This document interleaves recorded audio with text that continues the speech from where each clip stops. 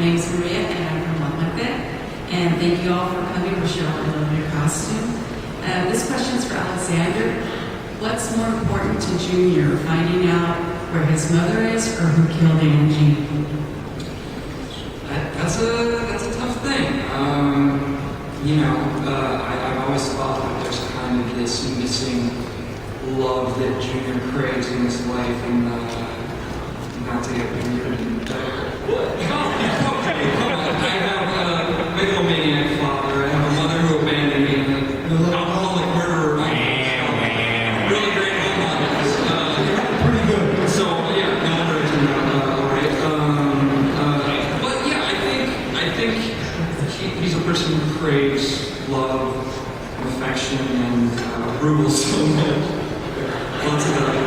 And I think because it's such a pressing matter who the serial killer is and who killed this love of Junior's life, that he wants to find the murderer first and foremost, and then the mother stuff is kind of on the back burner because he can't really deal with that until he gets outside of the dome. So I think Angie, step one, step two, mom. I'm tell you something, you said that. She's still alive. Go ahead. Hi. Well, first I want to say, Colin Ford, it's really nice to see you on something that's, from Supernatural.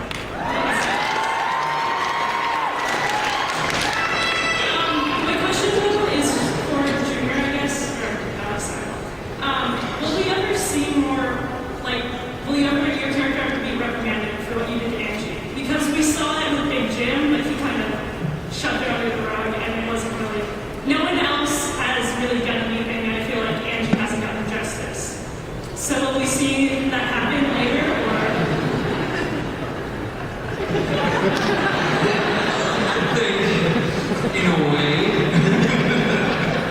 Angie's death is one way he's reprimanded. I think it's a terrible, tragic thing for him. It really hurt you that she died. But I think more misfortune and bad stuff is going to happen to Junior, as it does to everyone on the show. But Junior specifically keeps getting the shit end of the stick, I guess. I don't know. So yeah, you'll see more of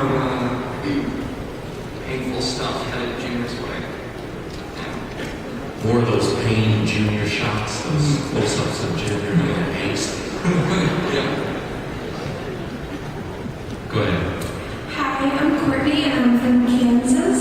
And my question's for everybody. I just wondered if you were going to be trapped under a dome in real life and you had to choose someone to be there with you to help you figure it out and everything, who would you choose? Let's start. One person. You go first. You go first, then. Go ahead. Me? Yeah.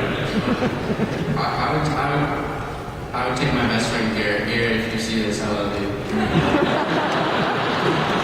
I would tie my kid to my wife and try to take them both.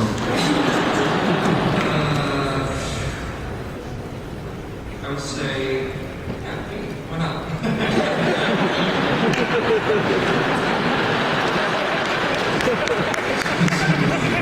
I'll take Britney Spears.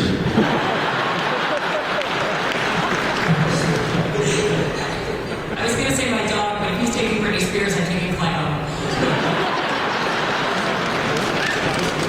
I think Chuck Norris.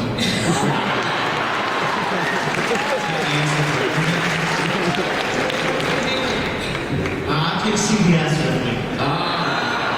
It's your go. By the way, who would you take?